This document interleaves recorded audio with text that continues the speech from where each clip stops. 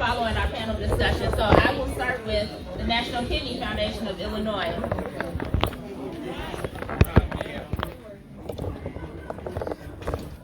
Good afternoon, everyone.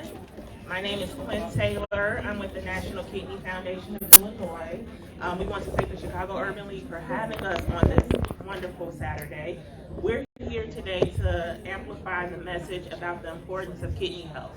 The two leading causes of kidney disease is hypertension and diabetes. We know that this impacts the African American community at a staggering rate, making us 4 times more likely to be diagnosed with chronic kidney disease. We're educating about balanced diet, physical exercise, but also screenings.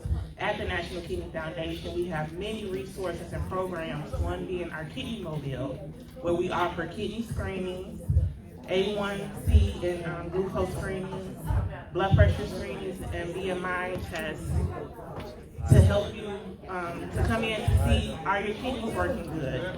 Do you have diabetes? Do you have hypertension? And then we can give you resources to follow through after that. We have our World Kidney Day program coming up on March 9th in Melrose Park, where the Kidney Mobile will be there. We'll have free food, raffles, gifts, and an ample amount of information about kidney health and kidney disease.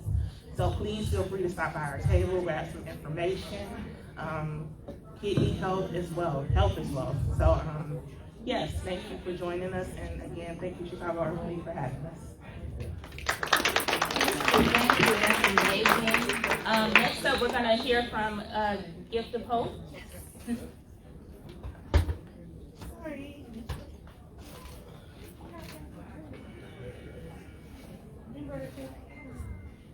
Good afternoon, everyone. My name is Olivia Fox. I'm a community outreach specialist with Gift of Hope. Where? Right here? Okay. I'm Olivia Fox, community outreach specialist with Gift of Hope, which is the organ and tissue donor network for Illinois and Northwest Indiana. As an organization, we are responsible for 3 things. We're responsible for coordinating the process of organ and tissue donation, working with any hospital in our area and any transplant center to actually facilitate the process of transplantation. The second part of the process we're responsible for is educating people on the topic of organ and tissue donation, making sure that people know what it is that they're answering yes or no to. When you go into the DMV, they ask you a real quick question. They don't talk to you about it. They don't tell you how important it is, especially to your community. They're looking for a quick yes or no and check a box. We're responsible for providing that education and letting people know statistics like the fact that there are 106,000 people in the United States waiting for an organ transplant. Over 80% of that list is waiting for a kidney transplant. And I'm sure that a lot of people in this room know somebody that either has kidney failure or is on dialysis or has high blood pressure or diabetes. So that's why it's important for us to be educated.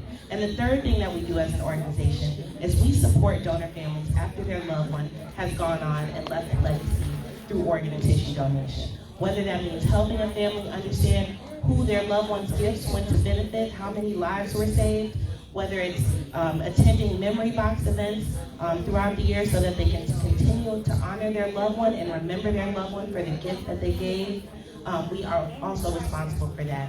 So we really appreciate the Urban League for having us and for continuing to partner with us to share and educate folks about the importance of organ and tissue donation in the Black community. There are a lot of myths and misconceptions about this topic, and a lot of them come from a place of things that really did happen to us, right? But this year is 2023.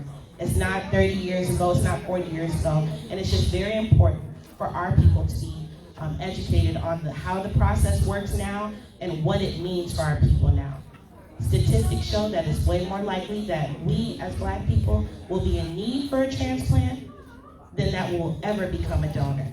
So think about it, pray about it, and consider leaving a legacy through organ and tissue donation. And if there's ever an opportunity for Gift of Hope to come out and speak, please connect with me. Thank you for having us.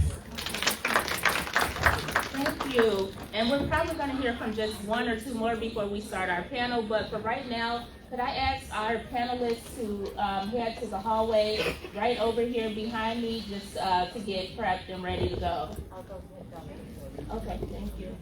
And next up, we are going to hear from the Depression and Bipolar Support Alliance. You all can give them a hand as they come up. Good morning, everybody. Good afternoon. Good afternoon. Sun is in the sky, so. Good afternoon. My name is Darnell Langston. I am the Outreach and Partnership Manager for the Depression and Bipolar Support Alliance. I'm joined with some of our peer support specialists. I'm passing the mic down so they can introduce themselves. Nicole. Aquarius. Sheila. So just very quickly, the Depression and Bipolar Support Alliance, we are one of the leading organizations with working with and supporting with people who identify with a mood disorder, specifically depression and bipolar disorder. We are aiming to expand the work that we do and the services that we provide into communities that need it the most, like our communities, Latinx communities, communities of colors, communities that traditionally have not had mental health resources or conversations about mental health where information like this is stigmatized. So some of the ways that we do that is through our support groups. We offer online support groups as well as online support groups specifically for the Black community and also for specific issues that they might be dealing with.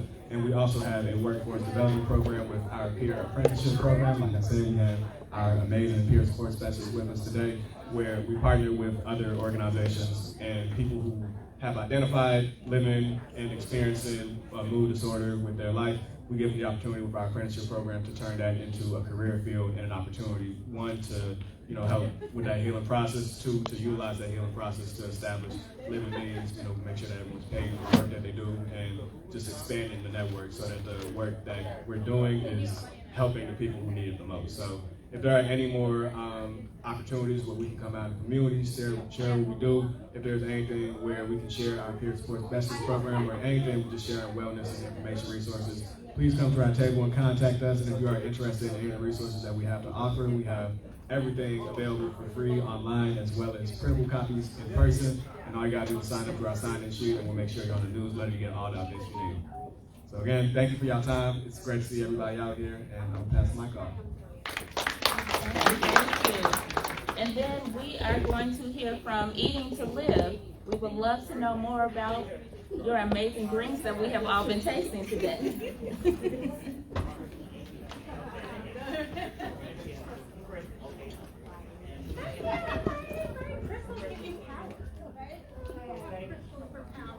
And I promise the panel is starting very soon. Hello.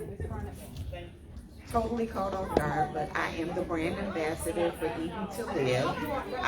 We sell the braised collard green and kale at Joe Osco, mostly south side and south suburbs at this moment. And these are braised collard green. They are meatless, no chicken stock, vegetable stock, and everything that's good for you. That's why we're here at the Black Wellness Fair. Nice to meet you. Thank you.